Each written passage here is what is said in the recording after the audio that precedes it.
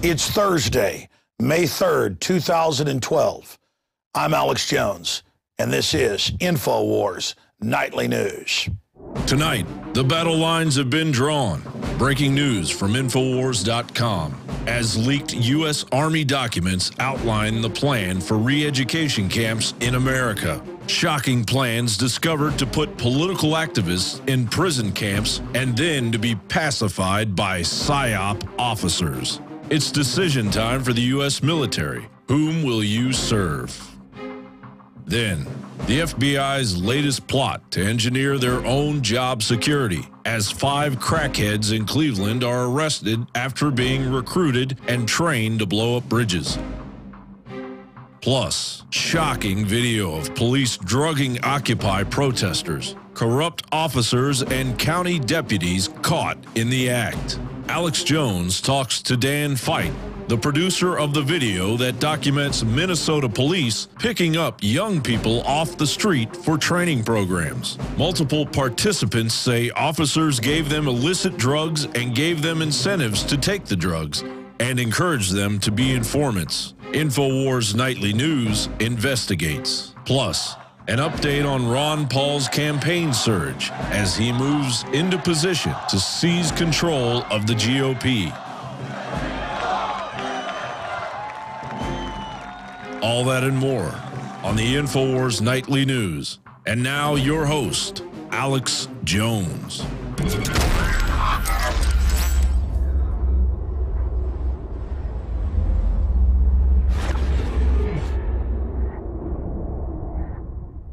Tonight's top story confirms everything that we've been documenting for years.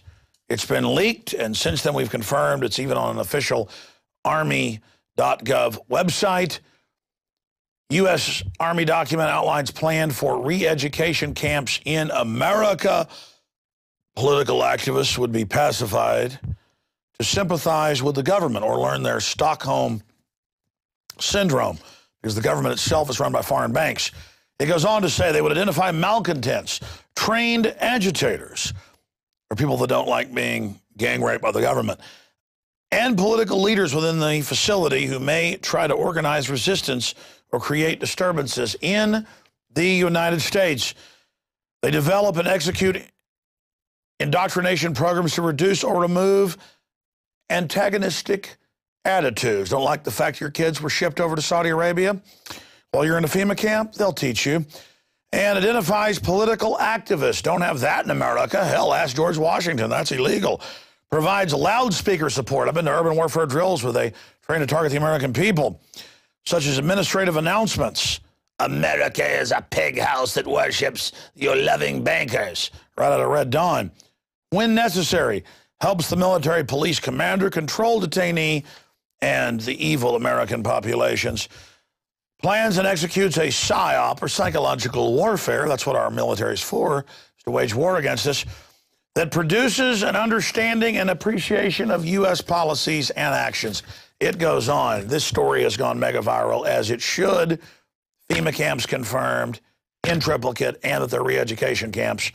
What's wrong with those? They have them in North Korea. Got a little news flash for the globalist.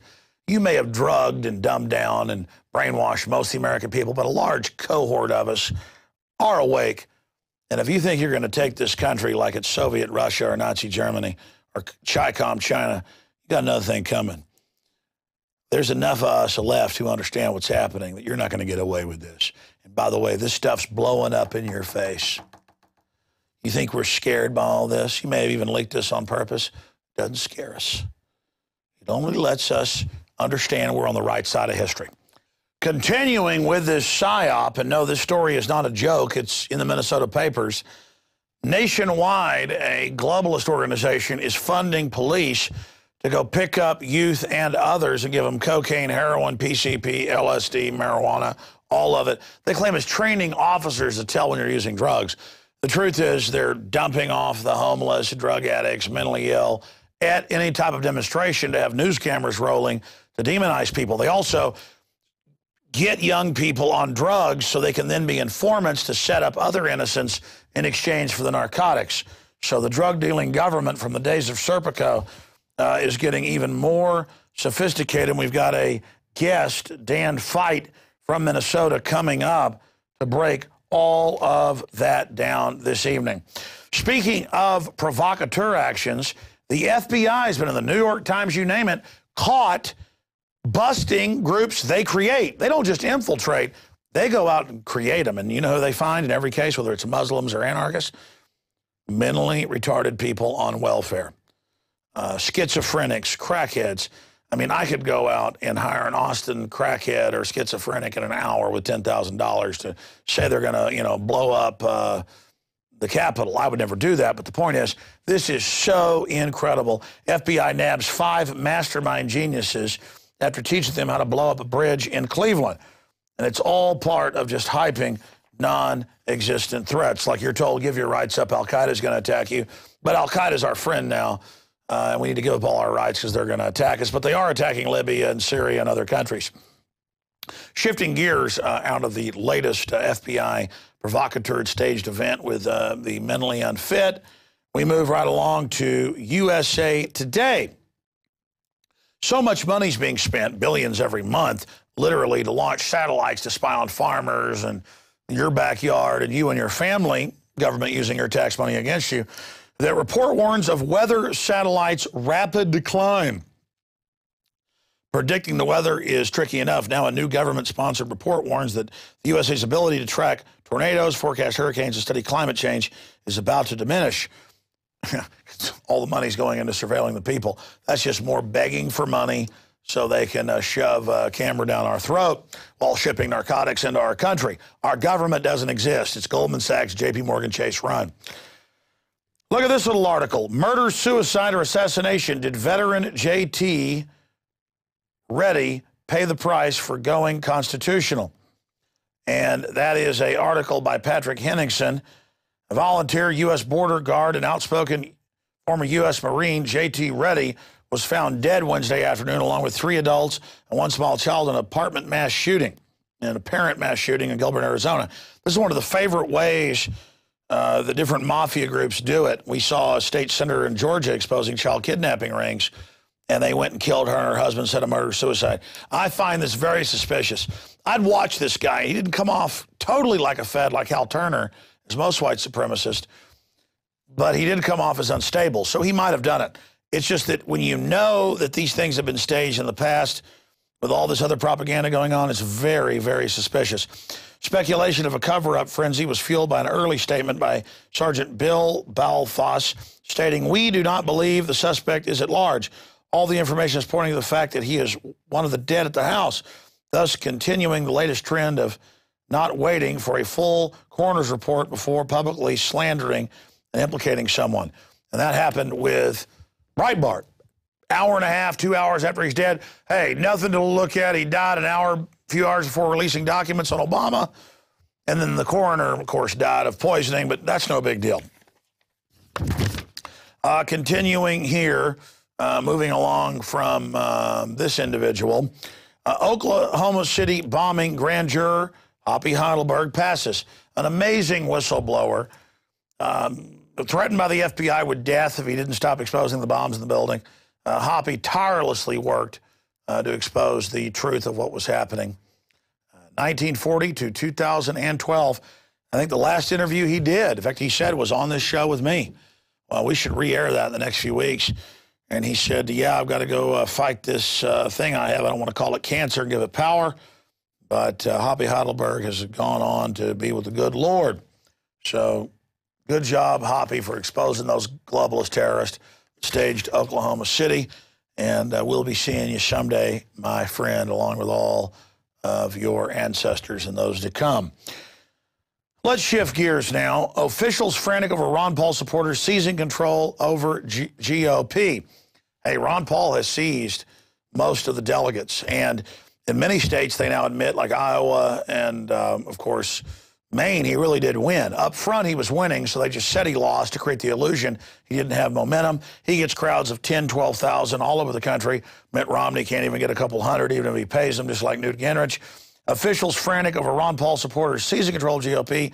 Congressman fills another 4,000-seat stadium in California. So Ron Paul is going on setting brush fires in the minds of liberty, educating people about an alternative to right-wing fascism and left-wing communism and socialism, all run by Der Rothschild.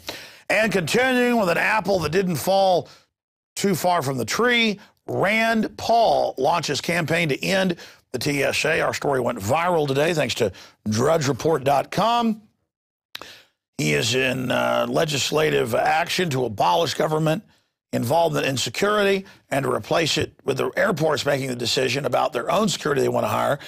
And again, that will break up this big lobby that's monolithic and can be commanded by the federal government. So a step in the right direction in a big, fat way. But we're not done with the Ron Paul, Rand Paul revolution of liberty. There's more.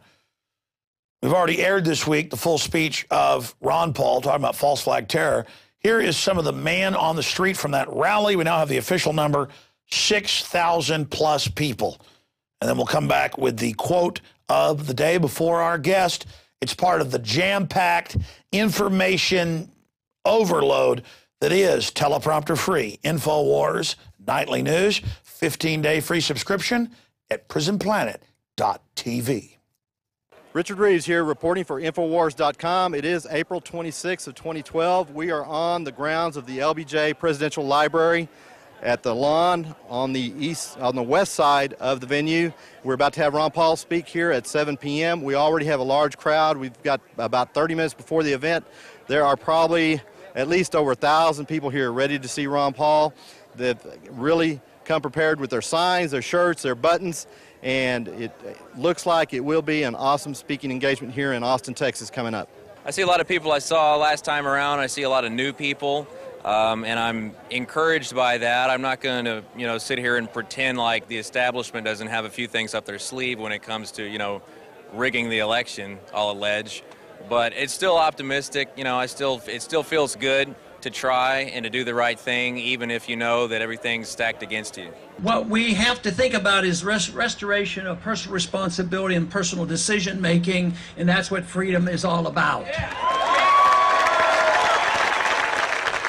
It's really sad that we've got the answer right here, but we just can't have it because we can't let Ron Paul be president because he's crazy. But as soon as the election's over, we'll have him on Fox and CNN every 20 minutes on every financial show to explain to us why we're in this pickle that we're in. But every time there's an election cycle around, he's crazy again. So that's one of the many things that I think about at least how Ron Paul's been treated in the past 8 years. Our government and our Congresses are so willing to give up our liberties for our security.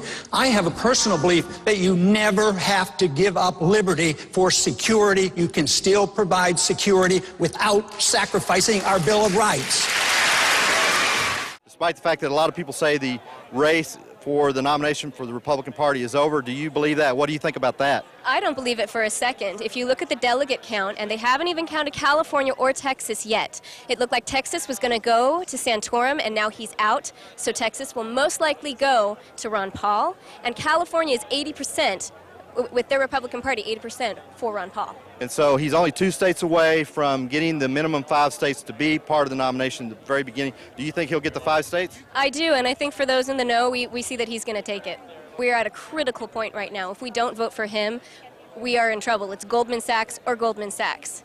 Well, it's really encouraging to see all these people out here today. I'm hoping that we're going to hit like 8,000 or something. That's maybe a little unrealistic, but that's just to compete with UCLA. The next step is the media is finally responding to us. This year we had Freedom Watch on TV, and obviously it was just because they were making money off of it, because it definitely didn't push their agenda. And, I just saw Ron Paul for an hour on CNBC knocking down Keynesian economists all day long. So hopefully we'll see more of that. They're going to see these numbers and they just see dollar signs, and even if they don't agree with us, that at least works. Washington is always the last ones to wake up. Where I go, we get the large crowds, and they're very concerned, of course, about the attack on personal liberties. If you mention just the National Defense Authorization Act, most people know exactly what I'm talking about. There's no doubt that Ron Paul's backup plan, if he doesn't take the presidency, is to continue his recruiting of all of the young people over to his message. It's selling, and he says liberty is popular. And he knows that whether it's through the Mises Institute or going out and just touring the country, he's going to keep bringing people to the message. Well, and a lot of folks would say right now, as of April 26, 2012, that the presidential nomination for the Republican Party is over. But I think this crowd here proves that there's still enthusiasm for Ron Paul, and it's ironic. It seems like there's very little enthusiasm for any of the so-called establishment candidates. What do you think about that? I think if your candidate was Rick Perry and then maybe Rick Santorum and Herman Cain and then finally Mitt Romney, you probably need to not participate in voting. The very people who tell us that we're the isolationists are the ones who are always looking around for another enemy to slay and put on sanctions and start another war. They're the ones who don't want to trade with Cuba. We're the ones that think that it's time to engage in the world and to talk to people and trade with people. So they will try to paint us as uncaring. But let me tell you, people who care will care about liberty. And this will never translate into an absolute majority, but I'm certain that our numbers are growing by leaps and bounds. These prairie fires of freedom are being spread, and there's nothing but good news out there, precariously so, because we don't know exactly. We may have something happen. There may be a false flag incident where some ship goes down and you be used for the excuse to accelerate the next war. And we have to learn to distinguish war propaganda from the truth.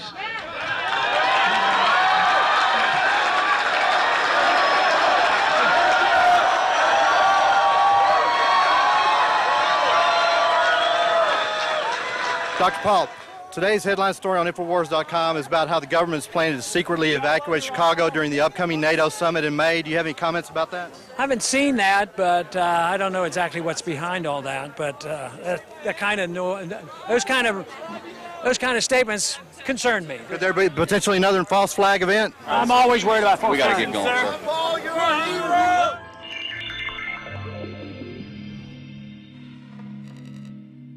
And now, before we go to break and come back with an amazingly informative guest dealing with governments drugging the Occupy Wall Street crew and total proof with video, Jose Queiroz from Portugal said politicians and diapers should be changed frequently and all for the same reason. They are filled with Janet Napolitano. I added that part, a little Texas flourish there. No, he just said politicians and diapers should be changed frequently, all for the same reason. Wonder what that is. They're full of Janet Napolitano. I will see you after the break, my compadres. Stay with us. It's Infowars Nightly News. It's up to you whether this transmission gets out to people. They're censoring us all over. I didn't even get into YouTube censorship we're seeing right now. Find out more at Infowars.com. Stay with us.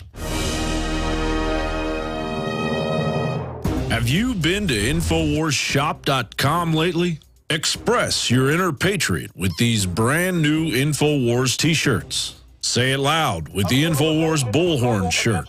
Or educate the sheeple with the Bill of Rights shirt. Grope the public's mind with the TSA shirt. And with this shirt, you can let the dark side know of the Rebel Alliance's power. All available at InfoWarsShop.com. Sick of the globalist eugenicist control freaks adding poison to your water and laughing as you get sick and die? Start purifying your water with ProPure. My friends, I've done a lot of research, and the best gravity filter out there, bar none, is ProPure, and it's available discounted at Infowars.com. Its filters are silver impregnated to prevent bacterial growth. There's no priming required. It's NSF 42 certified. Optional fluoride filters can reduce fluoride up to 95%. Easy to set up and use. Doesn't require electricity. Purify water from lakes, streams, ponds, and wells. This filter system leaves in beneficial minerals, which is key. Save money by not buying bottled water and avoid BPA that leaches from the plastic. ProPure is the best gravity-fed filter out there. It's what my family uses. Infowars.com already has the lowest price on ProPure. But if you add the promo code WATER at checkout, you get an additional 10% off at Infowars.com. You can also call to order 888-253-3139. And And we are back on this very important Thursday, May 3rd, 2012 edition of Infowars Nightly News. Now, we just covered the unprecedented released, leaked, and confirmed Army document about re-education camps, brainwashing, all of it, right out of North Korea. We just covered that. But I saw a report yesterday out of Minnesota, and I went and did some research, and so did my team, and it turns out it's in the news there. And they're reporting with a straight face that the police come and pick up the Occupy Wall Street people and take them and give them marijuana, cocaine, heroin, whatever they want. And I was talking to our guest before he went to this interview, and I said, why do you think they're doing it? And I told him my reason for it, but we're going to ask him, as an investigative journalist, what he thinks is going on, and I'll give you my take on this. But this is not a joke. This is not satire. This really is happening. And here's the headline at Infowars.com, police drugging Occupy protesters. There's no other way to put it. And we've seen cases in New York and Austin, Texas, where I live, where they would release people out of the mental hospital and tell them, you'll be arrested anywhere but Occupy. Or we're releasing you out of the county or city or state jail. You've got to go there or we'll arrest you. In Austin, they arrest the homeless for sleeping, unless it was Occupy. Then they put news cameras down there and say, look, there's homeless people defecating. So it's all part of a psyop. But I'm not joking. We're going to play some video clips here that this investigative journalist shot. Dan Feidt is a web developer, and he's also worked as a professional reporter for the Capitol. But now he does it as a volunteer to cover real social issues, and he joins us. The website is hongpong.com. We'll have that on screen for you. But this is big breaking news. In fact, he's shattering the media control, and now it's coming out outside of Minnesota. The police chief there in the area says he didn't know the state police were coming in and doing this. And in Minnesota, state police, like Texas, means feds. So amazing information, but he's also got some groundbreaking research on the Rex 84 garden plot, cable splicer, political roundup news that integrates in with the incredible information we covered previously. So that's the in-depth summary. Let's go to the investigative journalist, Dan Feidt, to break this down and go to some of these clips. Dan, I was pinching myself watching this video, but sure enough, I could tell it was real. I mean, Academy Award actors couldn't, pose as cops and stoned, Occupy people. But then I went and looked. It's in the Minnesota News, but they're reporting on it like, oh, the police are taking people to warehouses and putting them on drugs. That's no big deal. Right, and basically what we found was pretty clear evidence, and we interviewed a number of participants who went through the program, in some cases multiple times. The program is called Drug Recognition Experts, and it's been run by the Minnesota State Patrol. And we did clearly document that not only did people say that they were offered free drugs for participating in the program, as well as incentives such as cigarettes, cash, food, etc., all of which is extremely unethical, which is why this program has no institutional review board type of oversight, because it's very unethical to encourage people to take drugs in any setting, especially with police officers and, according to participants, with drugs that they were given. And then, so essentially it turbocharged a situation of chemical intoxication at a site called PV Plaza, which is a 24-hour open public plaza space in downtown Minneapolis. And this program has been going on for multiple years. They did use PV Plaza as a site previously, but what was particularly striking now was how closely it all aligned with Occupy, as well as the statements from multiple people that they were asked questions about.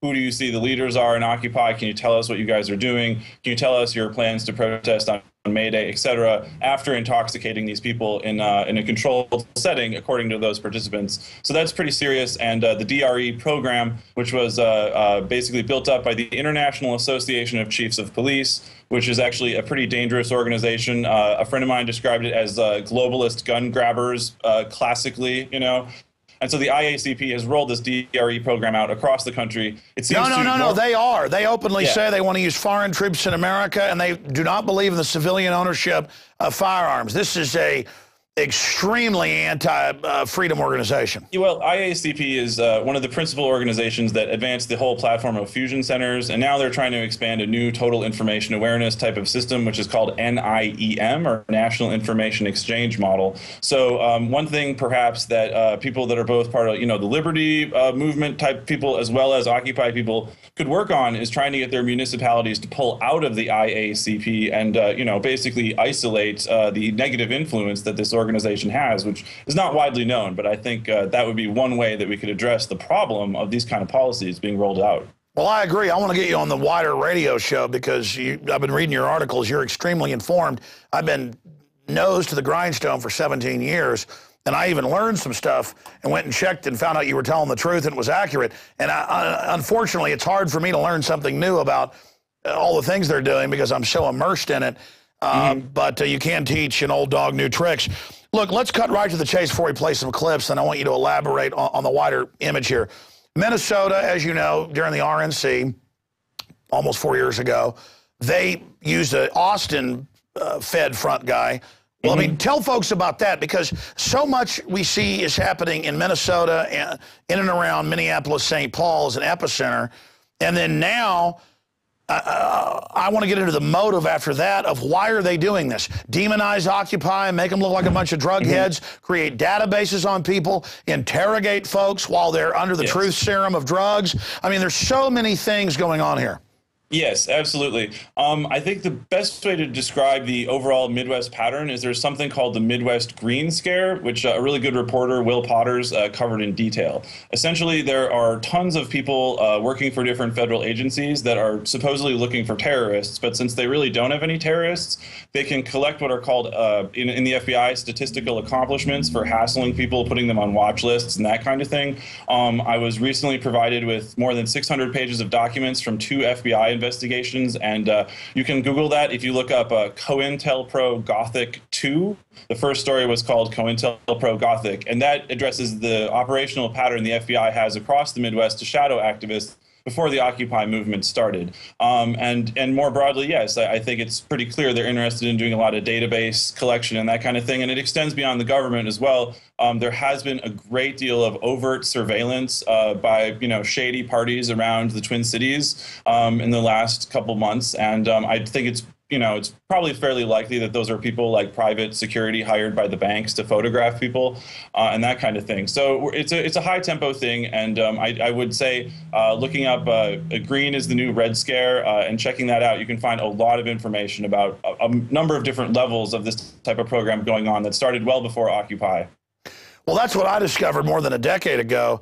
They go around and just get people to talk about violence or try to imply that peaceful groups are bad to get funding, to justify their existence. And even one of the head federal marshals, air marshals, went public a few years ago, the Denver Post, and said, we're ordered to put innocent people on list for what they order, or if a child takes a photograph. Yes. I mean, I mean, it's almost like exaggerating foreign military threats to get spending. It's creating a domestic threat. It is absolutely a domestic version of crying wolf and problem reaction solution type operations.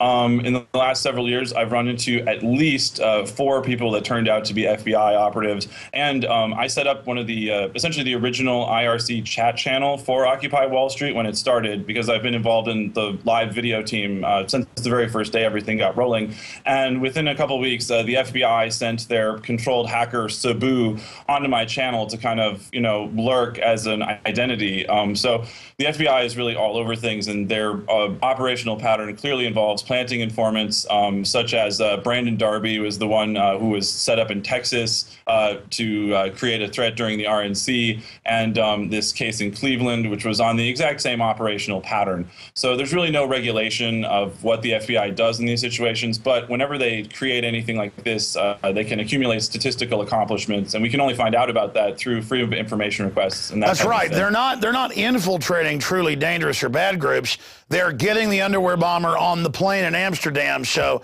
Chertoff can make money on body scanners. They're going out and finding mentally ill prisoners, welfare people, mentally retarded people on record to then pay them, sometimes for years, to get them to just talk about an attack.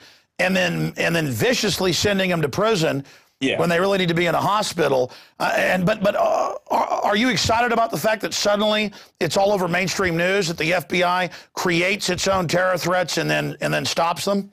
I mean, this is a subject that I've tried to look at very carefully for many years that happens across the political spectrum. So I'm glad that that's being publicized too. But I would add, in the case of this whole DRE program, the war on drugs has really offended me for a long time. I've tried to get officials at the state, local, county level to talk about the consequences of drug prohibition, creating financial corruption in the banking system. Wells Fargo is a very powerful player in this city, and they're well known to launder billions of dollars of drug money. And I can't get any officials on the record to explain, if we have a Federal Reserve Bank in Minneapolis and it conducts wire transfer payments, like, who is responsible for dealing with the financial corruption in those wire transfer payments? The people at the Bureau of Criminal Apprehension, which is part of the Department of Public Safety, which is involved in this whole scandal, they do not deal with the Federal Reserve. They have no access to those systems. Let's be clear. So they pull teenagers over and take them to jail for one joint. Right. Meanwhile, Bloomberg reported Wells Fargo and its subsidiary Wachovia in 2 years laundered $376 billion. And then you've got the state police trying to get kids and people on drugs and offering them heroin, cocaine. You could have a heart attack on that stuff. But that's okay. And you're like, hey, these guys deal drugs. And they're like, we don't know what you're talking about. It's so obvious. They make drugs illegal to keep the price up. But let's stop there. Let me ask you the big question before we go to video clips. Why do you think they have a nationwide program that almost no one knows of? I mean, I know statistics show the DARE program actually gets children interested in drugs, so that they're advertising it to them. I mean, and most of the cops are, too ignorant to even understand that, but we understand it, and our viewers understand it. Some of the public doesn't understand it, but expanding on this complex issue, point blank range, covering this, breaking it, why do you think, not the reason the cops think, but why are the social engineers, the International Association of Chiefs of Police and all these groups, why are they trying to get people on heroin and cocaine and marijuana? I mean, simply put, chemical dependency is one of the most effective means to control people. And so the DRE program clearly seems to be intended to introduce officers to the idea of controlling people through chemical dependency, saying, I will give you a little bit of what you need in order to get information from you, and acclimating that to that type of process. There you go, turning the cops into drug pushers. This is how you introduce them. Yeah, but also too, I think part of the reason the videos resonated is because it's a condensation of everything that's disturbing and horrible about the war on drugs from the police. They didn't want to be videotaped because they know they feel guilty about it, and they know that it's irresponsible. And that's like the troops saying we got to grow opium because we're against drugs, and we load it on the planes, but we put you in jail when you use it. It's all just out in the open now. Yes, it is. And so what I'm personally happy that, like, this appears to have been, an egregious enough violation to catch on tape and put the case together. And other people in other states, I really want to encourage other people to start investigating programs in their own areas. But I'm encouraged because I was really hoping that the Occupy movement could really get at the war on drugs, because before the war on terror, the war on drugs was used as one of the main, levers to advance the surveillance state, to implement the tracking systems of the military-industrial complex into local communities, using federal grant programs with freshly printed debt dollars to send out military hardware into different cities. So the war on drugs has always been used to kind of advance this agenda, and we saw in South America, for example, the regional alliances that they've used to keep the war on drugs rolling are finally disintegrating. So can people like the Occupy movement, Liberty movement, Truthers, We Are Change, can people expose the different corruption going on? Can we force the different layers of government to account for all the financial corruption and finally quit abusing people? It's the sense of abuse. It's the sense of treating people like it's the oldest trick in the book. Listen, it's re-legalizing slavery. You can't just grab somebody because they're black and throw them on a ship because, you misinterpret the Bible and say they're the devil and deserve it. Now you just put out a substance you know is addictive, you bring it in, you keep it illegal to jack up the price, and when they use it, you throw them in your prison for 25 cents an hour, putting everybody else out of business and driving down the wages. We were just showing while you were talking video of you there talking to the police. I want to go to this first clip where they take a young man away. He comes back obviously very inebriated. But from your research, and I looked this up, they admittedly give them cocaine, heroin, LSD. We have no idea the provenance of these drugs or where they got them. Is this some crap they got in the locker? Well, right. Marijuana, all of this. I thought this is so deadly that we've all got to have the government, you know, basically taking our freedoms away. But what are they doing? Again, preying on Occupy Wall Street like a shuttle bus, drugging everybody up. Yeah. Well, it simply put, there's a, you know, because of the abusive nature of the war on drugs type bureaucracies, there are a number of different options that police departments have had across the country since Occupy started to try to create problems for the movement. So here last fall in Minneapolis, they would definitely drop off people that were very intoxicated at the Occupy site. And it was pretty well known in New York that the NYPD was dropping off intoxicated people, telling them to concentrate essentially in the Occupy space while they were intoxicated in one way or another, or people that were known. And by the way, that's not your opinion. I mean, in Austin, they admitted they were dumping upwards of 50 drunks a day, saying, we won't take you to jail, come here. They were dumping the mentally ill, everybody, and then saying, look at it, they're having fights. Well, right, exactly, and so so there were fights in the last couple of weeks, and there was you know, an allegation of a sexual assault, and so the question is, was the person who committed that sexual assault, had they just been through that program a couple hours earlier? Because that would mean that all of these law enforcement parties are directly liable for that sexual assault, and I think you can see how when this program is running, it really shifts the atmosphere in the whole space. It becomes a total distortion. That's why it's MK Occupy Minnesota. It's what happens when a government program with no oversight is rolled out. And I think that the reason that it has this nature that comes across in the video is simply because the war on drugs is so intrinsically abusive. It trains police to treat people like objects, and not and by the way, treatment, treat with them like human beings. You know. I agree, but look, I've studied, and I know you have, MK Ultra, MK Naomi, mind control. In the late 50s, early 60s, the CIA throwing suitcases of LSD into the University of Texas down the road, and Harvard, and Theodore Kaczynski was part of that program, and mind control programs, and government releasing the recipe for crack cocaine. That's all declassified. I mean, here they are. And these cops are compartmentalized. They're just like, we're doing a training program to see what drugs look like. Oh, give me a break. They're being taught to be drug pushers. This is outrageous. Well, and here's, if I can back it up for a second, I think the idea people should try to understand, regardless of their standpoint, is that we are all enmeshed in a web of power at different levels, in different ways, and different assumptions we make, and who we're linked to and everything. But when people get flipped or taken over by the system, when they're turned into informants or peons or whatever you want to call it, it's happening because they're in a weak point in that web of power. And so here in the video, we can see people that are like far enough down that the law enforcement's being trained to get at them and then flip them over.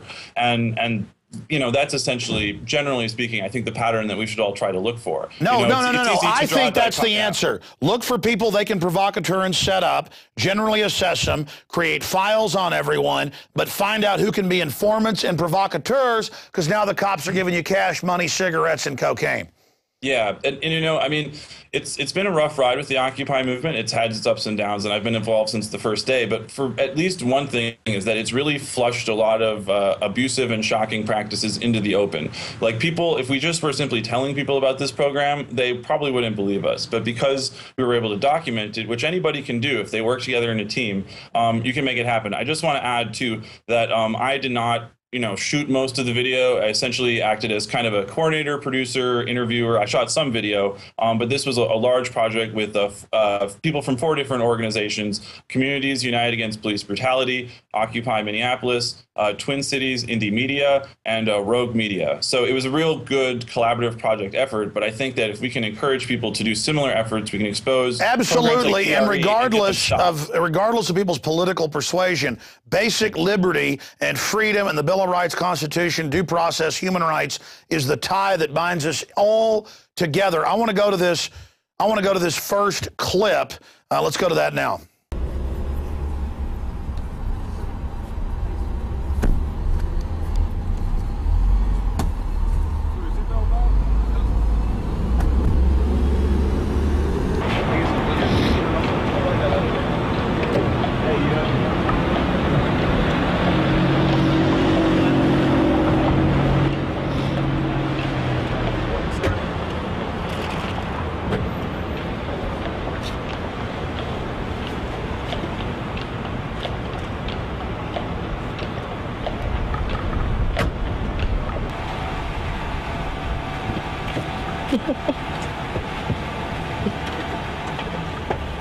Yeah, man, I'm so high right now. Yeah, so like tell us the story. Like, so what happened? Like you guys, like the last thing we saw was you gave us a thumbs up. They didn't give us a test. They didn't test us this time. They just smoked us up this time. Where did they take you? What happened? They took us to the same place in Richfield. Whoa. Right by the airport? Yeah, right near the airport, yup. And they were gonna do the test, but you know, like, because of you guys, we couldn't do the test because you guys were giving them trouble and shit. But they still smoked us up, though.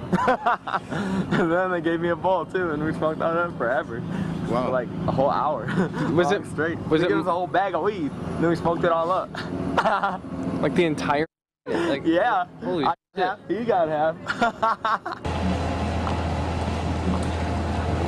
Dan Feidt, amazing video. Tell us what we just witnessed. Well, essentially, an individual who has been, you know, around kind of the Occupy movement, the general scene. He goes by Forrest. He said that he went through the program multiple times, at least 3 times, and he was basically offered free marijuana by the officers. And the last time that he went through it, the officers were convinced that he was trying to basically expose the program, so they wouldn't let him into the testing facility again, but they did, he said, smoke him out for an entire hour. And then when he came back to the Occupy site, like, he was incredibly, you know, high and acting, you know, a little crazy, climbing up on signs and laughing about things and stuff. And so that shows, I mean, pretty clearly, and I do commend him for being willing to go forth and discuss this and be open about his identity. He went and told the city council in Minneapolis yesterday in person about what had happened as well. So it's imperative that we find people that are willing to step forward and show how this works. But essentially, Forrest says he, you know, that he was intoxicated when the police gave him drugs, and he was sober when he left. And when he came back, he was very, very messed up. And that's incredibly unethical, if not illegal. And we're going to play, oh, it's totally illegal. We're going to play a clip of that right now. But when we come back, I want to ask you the question. Well, I'll ask that question when we come back. Here's that clip at the city council. My name is Forrest. I'm here with Occupy. I'm not going to tell you my address, but I live near Powderhorn Park. I'm here to speak about, because everybody's been talking about it, the police and the sheriff. Yeah, I'm one of the persons who got taken away. They gave me a full bag of weed, and they gave me a pipe to smoke it out of, and they just took us out to, I forgot the name of the airfield, but it's somewhere in Richfield, out near this bus line, 66 and Cedar, and they let us smoke it on those sand hills where the dirt pits were, and I've done it 3 times with them, over 3 times with them, throughout this week and last week. And basically, I asked them, like, why they're doing this, and they say it's because we're trying to test people to see if we can catch people under the influence, you know, for signs, dilated pupils, all that, and smell. They gave me a urine test, but when I asked them, like, is this going to be on record or anything? No, they said nothing about that, and they gave me a fake name and everything, so I don't know what's up with that. And also, the second time I went, yeah, I asked some friends to come along, and the second time, there was actually, like, media and press. I think it was Sam, the shorter Sam, was there filming it, and Ben was there, and Dan was there. He got really angry when they took me away from the Occupy movement, and they were kind of getting into an argument, conversation with them, because he wanted to know why the police were doing this and why this was going on. And, yeah, I thank you for that, man, standing up for me, man, and all the people for Occupy about the police. And yeah, I'm one of the only ones, but I have a lot more friends who have done this, who can speak even more about this. So, what's going on? My issue is I drive up to checkpoints, or I've had cops pull me over and say, "Are you on drugs?" And I'm like, look, I don't use drugs. You know, I don't use prescription, over the counter, any of it. I may drink a beer or drink some coffee. No, you're not going to search my car, get a warrant. But my issue is next time cops pull me over, I'm going to say, hey, what have I got drugs? Take me to your compound. Give me a bunch of drugs. You know, I mean, how do they selectively take some poor teenager to jail, like so many friends I had in high school, and then ruin their lives and put them in juvenile where they get raped or whatever, you know, for a nonviolent crime, because drugs are so bad. But then meanwhile, they're taking people and offering them whatever drug they want. I mean, this is crazy. Yes, and I would stress, like, we weren't able to collect, direct video evidence of that happening. But we have testimonials from multiple people that all line up along those lines. But we know the program's real. I mean, they admit they have the program. Yeah, and it speaks to, the inherent corruption and dehumanizing nature of the war on drugs as a system, which has to be shut down. It's unbelievably cruel and unethical, not to mention an enormous waste of taxpayer money. There are multiple layers to this story, apart from the fact that it works out being a huge political interference drug thing against Occupy, but also that it's an expression of how incredibly dehumanizing the whole thing is across our society. Now, we've got another clip. We showed the video earlier, but here's the audio where you confronted the sheriff. Tell us when this happened. Yes, that was on Saturday afternoon. That sheriff arrived.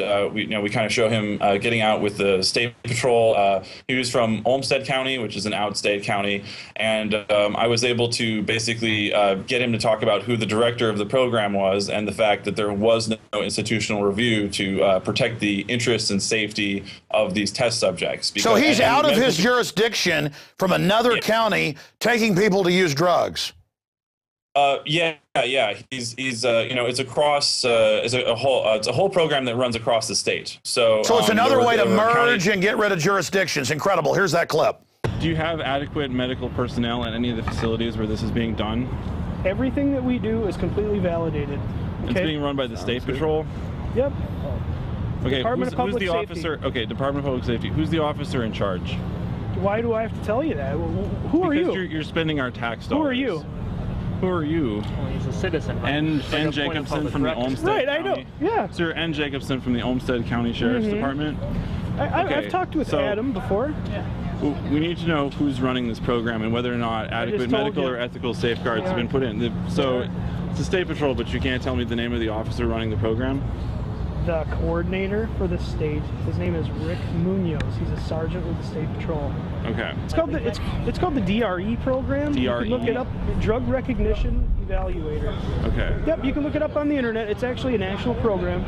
Okay. That we do. Yep. And there actually are medical personnel available when this is going on? Yes. Yep. Okay. Where do those medical personnel work? Where do they work? Yeah, who are they with? Well, we're stationed out of Richfield, so it'd be the nearest ambulance service. Richfield? Yep. Okay. So next to the airport. Okay. West side of the airport. What's the facility where this is being done at the airport? It's the Department of Transportation. Why? We just look for a garage. It's just a big garage is all it is. Okay. It's where we can just do the testing's simple. Before we go to this next clip of another person who leaves sober, comes back out of their mind, stoned on something, tell us about any other comments you've got on the sheriff discussion. Well, I also asked that sheriff, I said, well, who is responsible for the impact of financial corruption from the war on drugs prohibition? And I said, that essentially there's issues with drug money being laundered through the banking system. And he said that that was above his pay grade and that he didn't know who to talk to about that. So I haven't been able to find anybody in the Minnesota state government who will go on the record about the issue of financial corruption. This is another example of that. The only politician who's ever given me a substantial on-the-record explanation of laundered drug money in the banking system is, of course, Ron Paul. That's right, and he won the first few states, but they stole it from him, and now they admit they stole it, but that's the way it is. Mitt Romney, another big banker, he'll save us. Yes, but, I got to hand it to the Ron Paul organizers in Minnesota. They've done a really, really good job rounding up delegates, and they're bringing Santorum people into their camp. So there's still some kind of game afoot. It's been interesting to watch, and hopefully that will help. Oh, I agree. They're planning on creating a big fracas and just pointing out what a fraud it all is at the convention. And I think it's a great strategy. Even though they've cheated Paul up front, he would be the nominee. He won the first few states, but they just stole it because they're narcotics trafficking banking dictatorship. I mean, what do you... I think there's a new electronic voting system company from, Spain that's going to be in this election. So hopefully... Yeah, they're going to count most of the votes nationwide.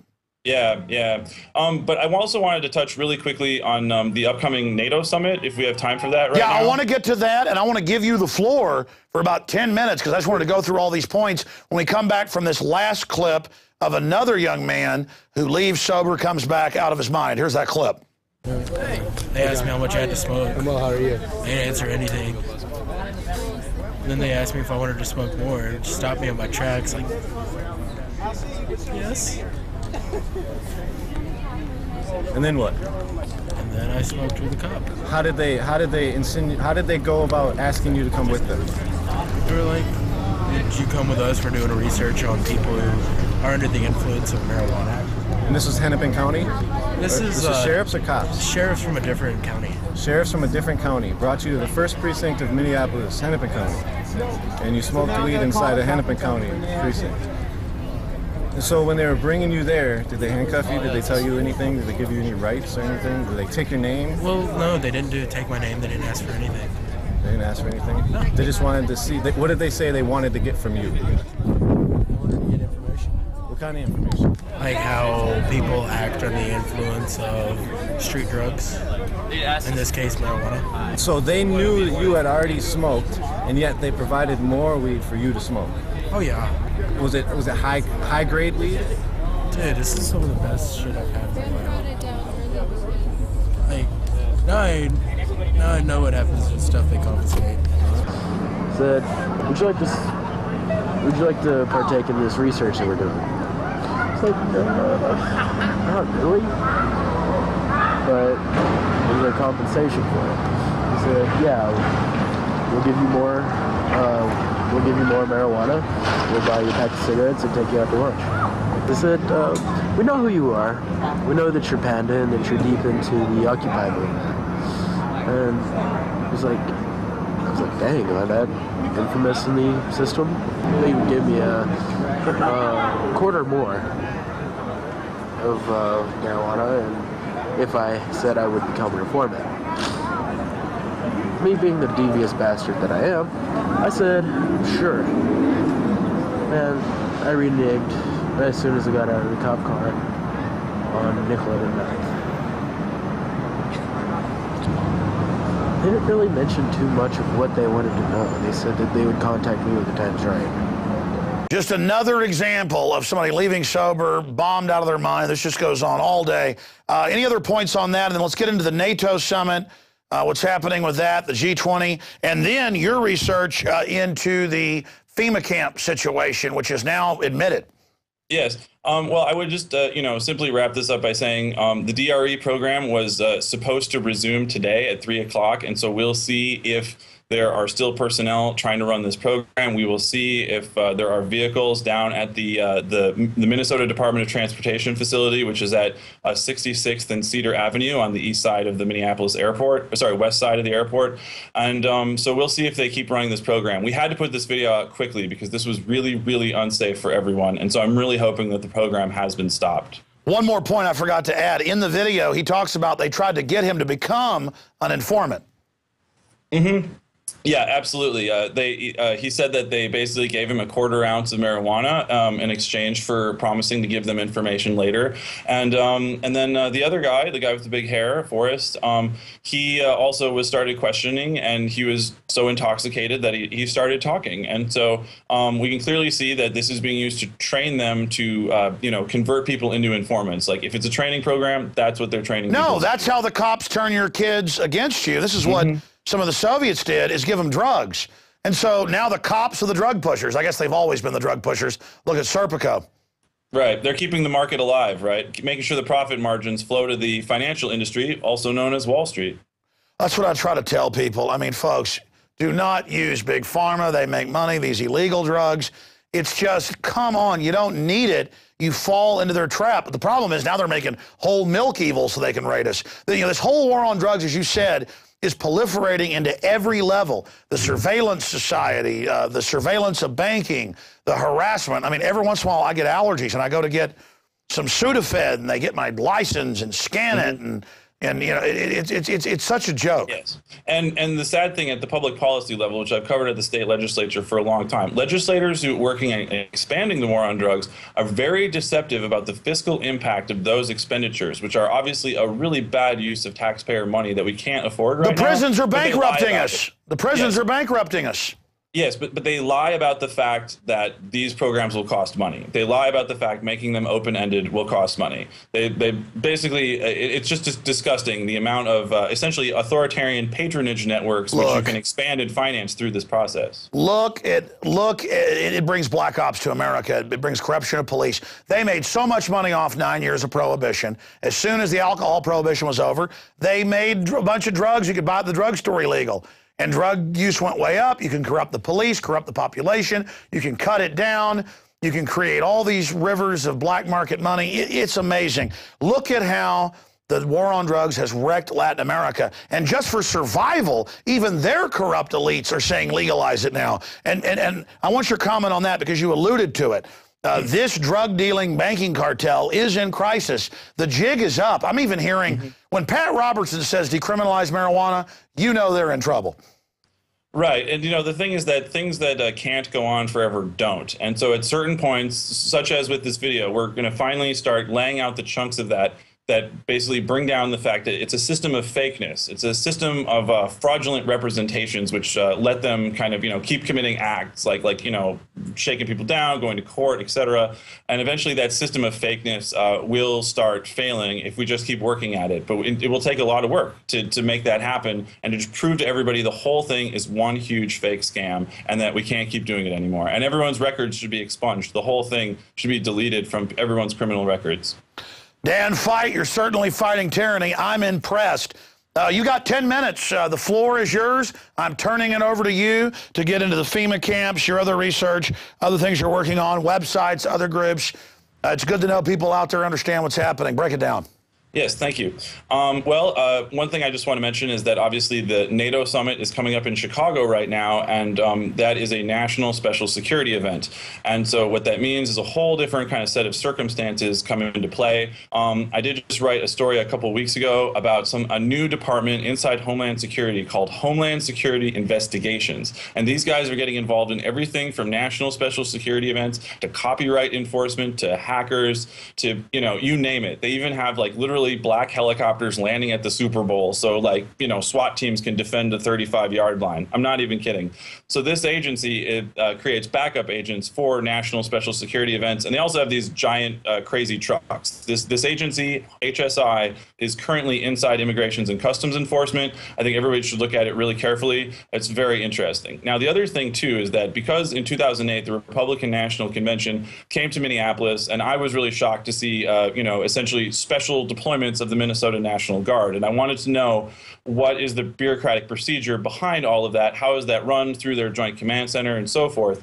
And so I've been looking very carefully for details about that. And so in 2010, I found a file, a PowerPoint presentation on a U.S. Army Corps of Engineer web server for something called National Level Exercise 2011, New Madrid Seismic Zone sort of earthquake test. And so in the presentation, they had accidentally left notes inside the presentation file about a different plan, which is called U.S. Northcom Con Plan 3502. A con plan is a concept of operations plan. It's essentially a planning template. It's so when they pull a plan off the shelf and then they set it up in a place, they use a con plan to set it up. And so Con Plan 3502, which is called Civil Disturbance Operations, I found documentation that is the replacement plan for the Garden Plot, which is the plan that the Pentagon used to deploy troops inside the United States. And so I found evidence that, or citations that Con Plan 3502 includes domestically operated detention facilities by the military. It includes riot control gear,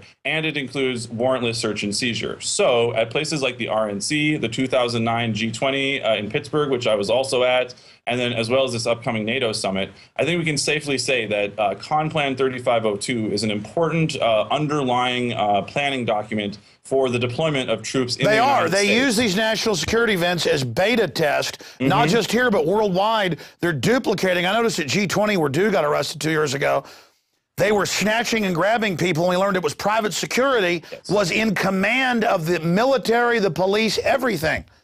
Well, it's all heavily coordinated, across these different categories. Like domestic military isn't supposed to be doing this. They aren't supposed to be guarding the jail, which they were. The National Guard was.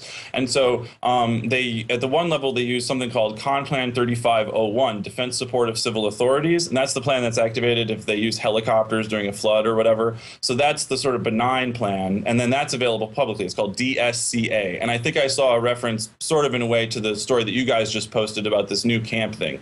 So DSCA is the benign one, and then Con Plan 3502 is the new, essentially the new guarded plot, the new stuff, the hardcore thing, the locking up. It is classified secret. And so I would, obviously urge anybody that has information about this to step forward, because this is very important to our freedoms. And I think it's a very concrete example of the kind of thing that people need to look into. But if we can find those details and lay them out, then I think everybody's operating from a position of better information. Well, I noticed that when we posted our article today, leaked U.S. Army document outlines plan for re-education camps in America, we've got hundreds of others. There's been congressional hearings, and I had weird PSYOP folks calling in going, "It's not true, Alex. Stop lying, Alex." And it was like, wow, you could hear the tactics. They are really scared of us learning about this. And the thing is, then they say, well, it's been on the books a long time. I'm seeing a giant ratcheting up. Are you seeing that? Yeah, I mean, I think so. But again, it's like, before Occupy started, I was really concerned that this whole system was going to easily roll out with any real, layers of resistance to it. And what I was encouraged by is seeing that essentially this, bankers building the police state agenda through organizations like IACP, that Occupy at least was something out there as a countervailing force to, raise awareness of that. So I have some hopes that I didn't have before, that maybe we won't have this ugly outcome. And I think I agree with you. I talked to the military and police. They're finally getting it because people pre-warned them. They understand this. But like, take Occupy. People know that there's problems with Wall Street, crony capitalism, insider monopoly stuff. And so the media announces off of real activists, oh, there's this thing, go be part of it. Then they try to use the big crowds that are diverse to project, give George Soros more of your tax money, not to help the country or pay off debts, but to give them more austerity money. Then when that didn't work, Obama starts demonizing it when he did say it was great, and they have coordinated raids by Homeland Security shutting it down in what was it, 30-something cities. So there you see it all in action, where the system has all the money and power at one level, but more and more, because people are aware of it, everything they do is falling on its face. Is that what you're saying? Yeah, I mean, I think so. I think that people don't like seeing their taxpayer dollars wasted for bullying people around. Everybody understands that we can't afford to spend money on this type of nonsense anymore. And everyone is really starting to understand and have the discussion about how financial corruption has damaged everybody's standard of living, and how financial corruption has taken over control of the political system through, what's called regulatory capture by Bill Black. And so I think that, step by step, we're getting this exposed. And so if people are going out to things like this NATO summit, I would say it's always a good idea to try to live stream video. This will be the first major summit where people will be able to have really wide access to live video, hopefully, assuming they don't shut down all the cell phone towers. And we know all the information that's been coming out about cell phone surveillance recently from the ACLU as well. But nonetheless, we will get more footage than ever before of how the federal government is building up police state structures and building up these large bureaucracies like HSI, and running them through things like NSSEs to acclimate everybody, get everybody ready, so to get all the wheels rolling, implementing things like Con Plan 3502 and other corruptions of what we thought we traditionally understood as the constitutional order in America, which involved not living under martial law and total tyranny. Well, I'm impressed with your analysis and understanding of this subject. What do you say to people who just hear my show or read your blog? And I want you to plug all those here on air for us. We've had them under you, but it's important people visit those because your information is very accurate. What do you say to those that just kind of halfway pay attention, who don't know that it was in newspapers that Gulf of Tonkin was staged in '64? They just thought it was a rumor until it was declassified. Mm-hmm. I mean, it's the same way with these camps and these plans that I see being basically taken out of deep freeze and being, warmed up. I mean, folks need to understand this is real. What do you say to those who won't take the time out, who are watching this video, to go actually research it and find out we're not just saying this? Right. Well, obviously, for one thing, it's always hard to know where to start. And that's why it's so important that we do everything we can to try to document everything. If we hadn't documented this, like, people wouldn't just sort of believe it out of hand. And I think that helps a lot. I think, you know, all that we can do is say, listen, you know, as activist media, we come at this from our own perspectives, which may not agree with you, but listen, you guys can keep looking, you know, further into this, and I think that, you know, platforms like Infowars have done a good job of saying, listen, you know, you got to get rolling and do your own research. But a lot of times it takes a personal experience, something strange happening, just being treated corruptly in a very routine way at the county level, for example. That's the kind of thing that radicalizes people to the idea that the government can be very shady and corrupt and dangerous. So, you know, I think that we've just seen like a lot of shared experiences happen. People that had these Occupy crackdowns happen, that was an experience very similar to the RNC and G20 type crackdowns that they've done before. So everybody got to experience the extent to which the system would coordinate and try to shut them down. Also, I would add quickly, too, that the IACP, I know, had published some kind of internal document about Occupy and you know, essentially to encourage police officers to, you know, get this thing shut down. So the IACP in the repression of Occupy is probably a subject that needs to be plumbed a lot further. So I just say, you know, laying stuff out there, a lot of times it takes bite-sized pieces. Sometimes it takes short videos, but also sometimes I think longer videos, such as this one, can really lay out a complete picture of the feeling. So people don't just feel like it's a little quick snap. No, I understand. It personalizes, it illustrates the ridiculous, cartoonish level of hypocrisy. But yeah. I think you hit the heart of it.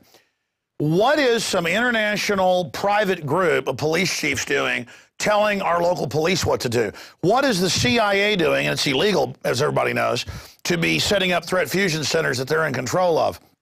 All of this is a joke. So just like we had 800 cities and 5 states say no to the Patriot Act, they said, oh, that's symbolic. No, it's more than that. We've had 2 states pass laws against the NDAA. All of this is happening. We go in and say, no, this is illegal. This is a 10th Amendment violation. As Ron Paul's pointed out, you can't be doing this. Stop coming in here and taking over our police department. We live here in Minnesota. Yes. We live in Texas. We live in New York. We live in Maine. We live in Florida. Get out. I mean, people get that. Get out. Yeah, absolutely. And fortunately, here in Minnesota, we still have the Minnesota Data Practices Act. So I'm hoping that we can, you know, get all the emails behind this program. I think that would be really helpful. So people have to keep making document requests every way you can. You'll find a lot of details that you didn't expect. A lot of weird little coordination groups up to different things. No, exactly. They're lazy. If you hit 5 different groups, they'll deny you in 3, but be too lazy to catch the other 2. Yeah, exactly, actually, yes. Sending out data requests to obscure places that aren't expecting them is one of the best approaches to getting at deeply buried stories.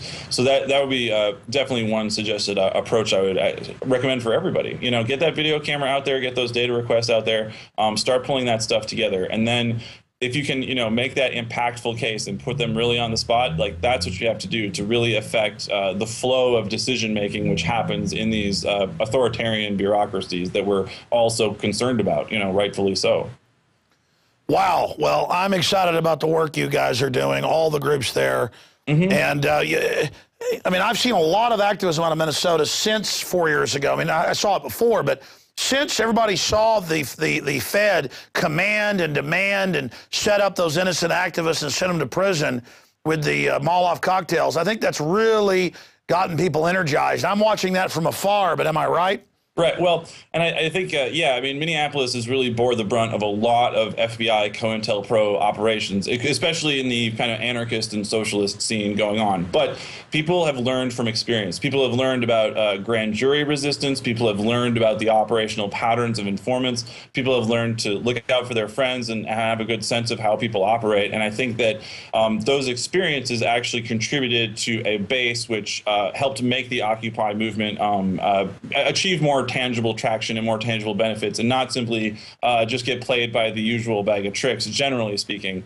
And I think that that's been effective. But I would say that a lot of us here feel like we've, you know, been around the block with freaky government suppression, and we're not backing down anytime soon, and we're going to get the word out so people actually understand. Have you found that the more you resist, the stronger you get? I mean, resistance is victory.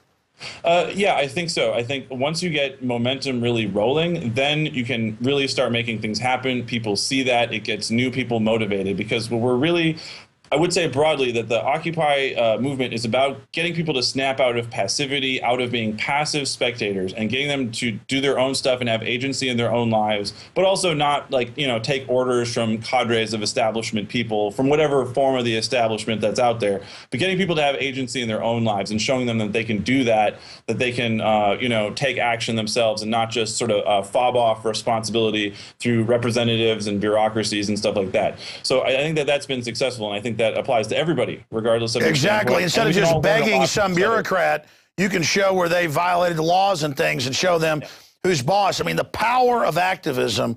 So many people just sit back and never get involved. But once you get involved, there's no going back to that sanitized world that's destroying our society. Yes.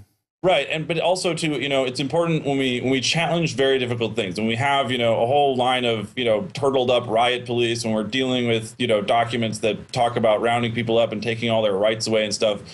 We have to remember is that we also never want to be conveyors for the sense of fear, and that's why I've always tried to use humor as a way to kind of like cut these daunting opponents down to size, because it's all a farce. It's a put on. It's a show. They're big puffy guys, big like fake front and all that stuff. So I mean, the issues are serious in all this repression, but if we use humor, we can defang. Well, I agree with you, but what you said is absolutely central at the base of this. I miscalculate and think that the general public, on average, is my mindset.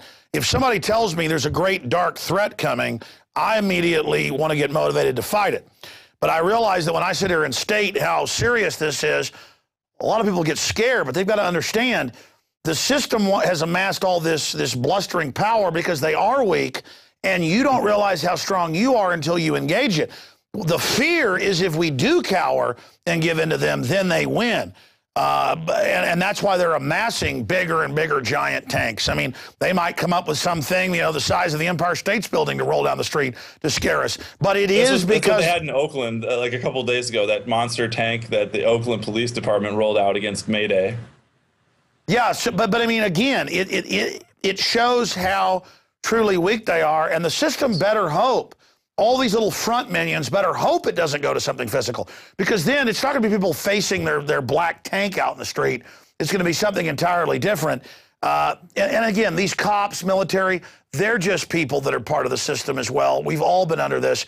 We need to reach out to them now, not just sit there and talk about some physical confrontation. Right, and that's why I said, you know, we're all in the web of power somewhere, you know, and so we can start pulling on those strings to kind of get those people unraveled out of those authoritarian sort of blocks and networks and say, listen, like, you need to wake up. Like, your kids are going to live basically in a police state controlled by the banks where we're all debt slaves unless you start working on this issue, because it's really, really getting bad. And it's, you know, it hasn't been getting better anytime lately, except like through openings like the Occupy movement, through other openings. We've been raising these issues, but the trajectory has been really bad.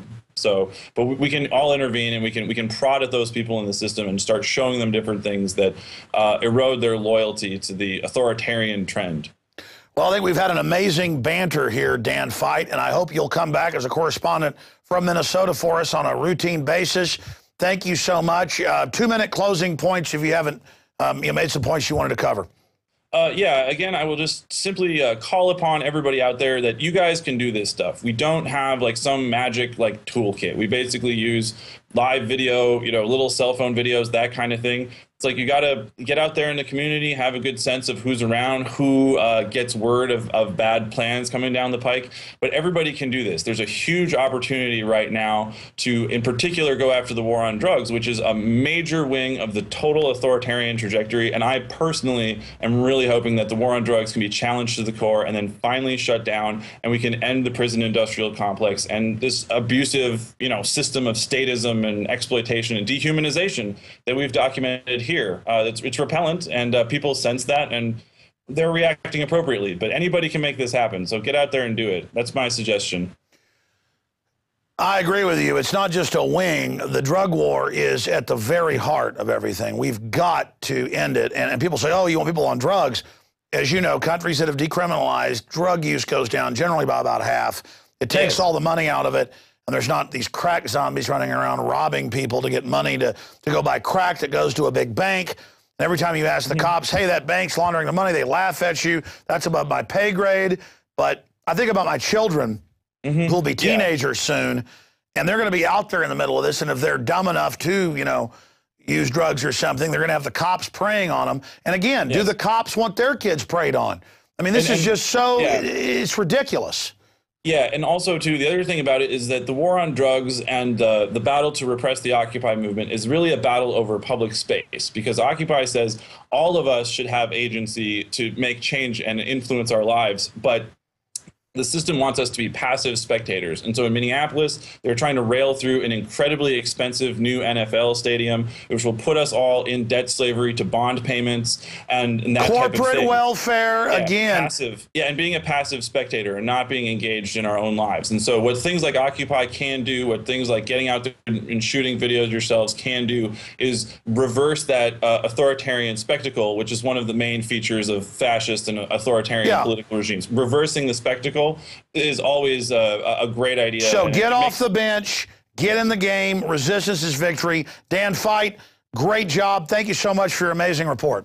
Thank you, Alex. It's great to talk with you about this important issues. Very exciting. Well, that was an amazing interview. I hope that all of you out there get this information out to your friends and family pronto. It's up to you to spread this video out to everyone you know. Only you can resist the globalist. Because, you know, he's talking about big banks taking over and debt slaves. They're not just people that want you to be debt slaves. They're eugenicists. They are anti-human globalists who absolutely want you dead. They use poverty as a tool of control. All right, amazing transmission. Great job to the crew. Don't forget, if you believe in this information, want to help spread alternative research, become a subscriber. We got a 15-day free trial running at prisonplanet.tv. Until tomorrow, I'm Alex Jones signing off. The rest is in your court.